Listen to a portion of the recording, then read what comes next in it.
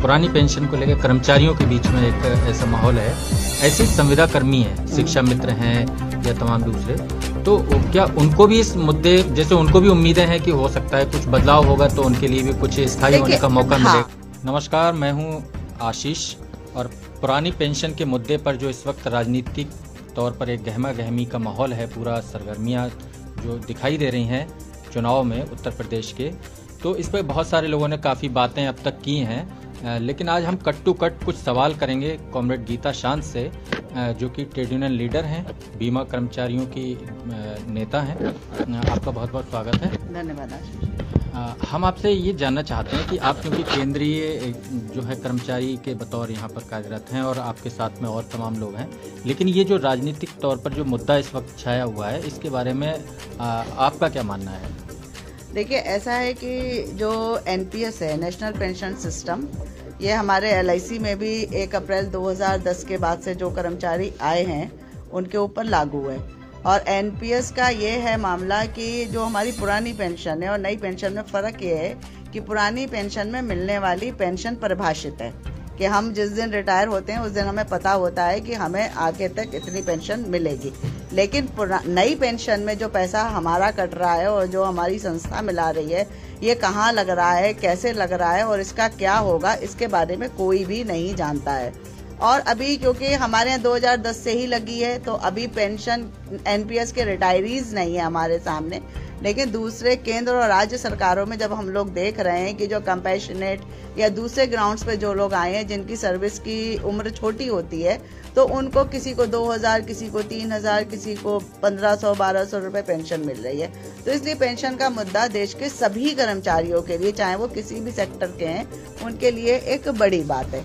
और इस समय जो पेंशन का मुद्दा राजनीति में, खासतौर से उत्तर प्रदेश के चुनाव में जो सतह पर आया हुआ है, इसमें हम ये मानते हैं कि पूरे देश के लोगों ने पिछले तमाम सालों में जो संघर्ष करा है पेंशन के मुद्दे पर, ये उस संघर्ष की जीत है कि पहली बार ऐसा हो रहा है कि पेंशन के मुद्दे को राजनीति ने अपने तरफ से संबोधित किया है। तो ये हम किसी राजनीतिक पार्टी का कोई वो नहीं है कि वो कोई दया दिखा रहे हैं हमारे ऊपर या कुछ उपकार दिखा रहे हैं, बल्कि ये हमारे तमाम संघर्षों की जीत है। राज्य कर्मचारियों ने, केंद्रीय कर्मचारियों ने बड़े संघर्ष करे हैं, तब आज राजनीति को इस मुद्दे को संबोधित करना पड़ रहा है। और ये भी हम मानते हैं कि उत्तर प्रदेश, क्योंकि देश का सबसे बड़ा सूबा है और देश की राजनीति को तय करने में इसकी बहुत बड़ी भूमिका है, और अगर हम इस पेंशन को उत्तर प्रदेश में हासिल कर पाते हैं, पुरानी पेंशन को हासिल हम उत्तर प्रदेश में कर पाते हैं, तो निश्चित तौर पर चाहे कोई सरकार रहे केंद्र में, आज या कल बने, उसे पुरानी पेंशन पूरे देश के हर कर्मचारी को देनी पड़ेगी। तो हम लोग इस सवाल को आज यहाँ से देख रहे हैं कि ये केवल उत्तर प्रदेश की बात नहीं है। उत्तर प्रदेश में हासिल करने का मतलब ये होगा कि चाहे वो सेंट्रल गवर्नमेंट एम्प्लॉई हो, चाहे पब्लिक सेक्टर एम्प्लॉई हो या दूसरे स्टेट गवर्नमेंट एम्प्लॉई हो, ये पेंशन का आंदोलन बहुत आगे बढ़ जाएगा और पूरे देश के अंदर पुरानी पेंशन योजना की बहाली हो। मतलब आपका कहना है कि उत्तर प्रदेश में चाहे भले ही राज्य कर्मचारियों के लिए ये मौका उनके हाथ में है, और अगर ऐसा हो जाता है तो ये पूरे देश में सभी स्टेट में बिल्कुल 100% के सभी स्टेट्स में और सभी सेक्टर के, चाहे वो सेंट्रल गवर्नमेंट हो, पब्लिक सेक्टर हो, हम स्टेट गवर्नमेंट में नहीं आते हैं, लेकिन हम भी इस मुद्दे को इसी उम्मीद के साथ देख रहे हैं कि उत्तर प्रदेश के अंदर पुरानी पेंशन की बहाली निश्चित तौर पर हमारे एलआईसी के कर्मचारियों के लिए भी पुरानी पेंशन बहाली का एक बहुत बड़ा आधार तैयार कर देगी। अच्छा, एक बात जो कई जगह से कही जा रही है कि किसी राजनीतिक दल ने कहा है कि हम पुरानी पेंशन को बहाल करेंगे, लेकिन हम ये कैसे मान लें कि वो बहाल करेंगे, क्योंकि उनकी ही पार्टी की जब सरकार थी तब उन्होंने स्टेट में लागू की, और एक बार फिर और एक टर्म में वो आए तो भी उन्होंने बहाल नहीं की, तो अब कैसे कर देंगे वो? देखिए, ऐसा है ना, ये राजनीति है, ये पल पल बदलती है ना। तो हम इसमें ये कहना चाहते हैं कि उस समय जब इस पेंशन को हटाया गया था, केंद्र सरकार ने उस बिल को पास करा और हटाया गया, तब की राजनीतिक परिस्थितियां दूसरी थी, तब संघर्ष नहीं था। हमने अभी भी आपसे कहा कि ये किसी भी राजनीतिक दल की उपकार की भावना नहीं है, ये हमारे संघर्ष का दबाव है। जिसकी वजह से आज उसी दल को पुरानी पेंशन बहाली की बात करनी पड़ रही है। और अगर हमारा हमें भरोसा किसी राजनीतिक दल पे नहीं है, हमें भरोसा अपने ही बाजुओं पर है, अपने ही संघर्ष पर है कि अगर नहीं करेंगे तो इनसे भी लड़ाई होगी, फिर हम आंदोलन करेंगे। आंदोलन का रास्ता तो नहीं बंद होने जा रहा ना।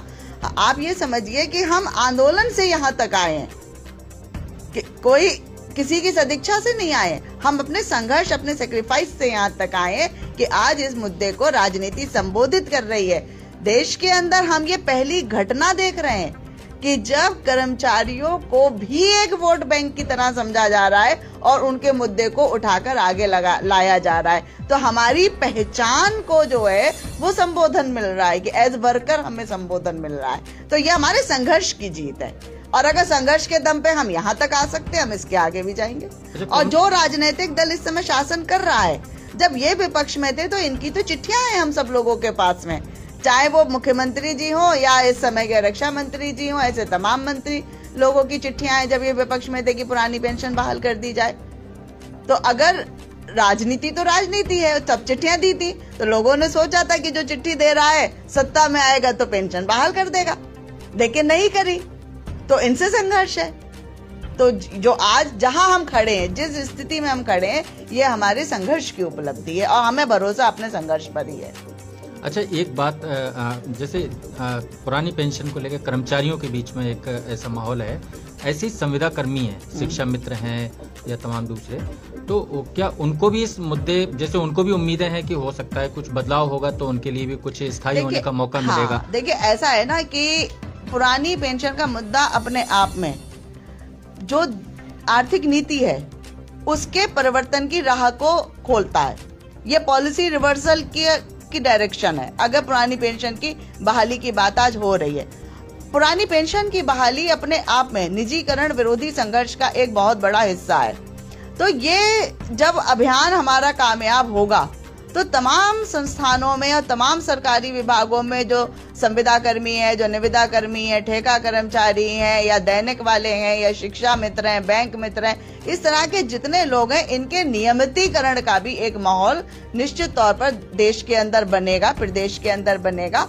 और इन सारे लोगों को भी ये समझना चाहिए कि जब ये नियमित होंगे, जब इनको स्थायी किया जाएगा तो इन्हें भी फिर उस पुरानी पेंशन का लाभ मिलेगा जो उनके बुढ़ापे की लाठी बनेगी।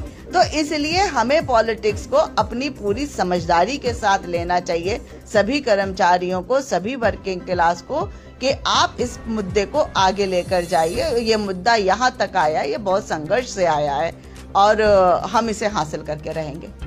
चाहे कोई सरकार आए, ये लड़ाई तो चलेगी। क्या लग रहा है इस बार ये पेंशन का मुद्दा, संविदा कर्मियों का मुद्दा इस बार राजनीतिक बदलाव में कितना भूमिका निभाएगा?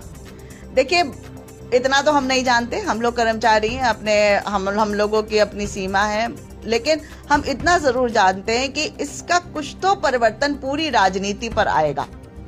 सरकार किसकी आएगी, किसकी नहीं आएगी, कैसी आएगी, वो एक अलग बात है ना, उसके हम कोई भविष्यवक्ता नहीं है। लेकिन जो संघर्ष इन नीतियों के खिलाफ चल रहे हैं, ये इस राजनीति को आमूल चूल रूप से एक ना एक दिन जरूर बदलेंगे। और जो एक मुख्य विपक्षी दल द्वारा प्रदेश के अंदर जो इस बात को लाया गया है, ये इसका जिंदा सबूत है। हम इसे अपनी विजय के प्रमाण के रूप में देखेंगे। बहुत बहुत शुक्रिया आपका। जैसा कि आपने सुना कि जो है पुरानी पेंशन का मुद्दा इस वक्त जो है वो कैसे कर्मचारियों, राज्य के कर्मचारी, केंद्र के कर्मचारियों और इसके अलावा संविदा कर्मियों के भविष्य से जुड़ गया है और ये राजनीतिक बदलाव का एक अहम मोड़ उनके लिए हो सकता है। इसी लाइव के साथ हम लोग आप लोगों से विदा लेते हैं। शुक्रिया।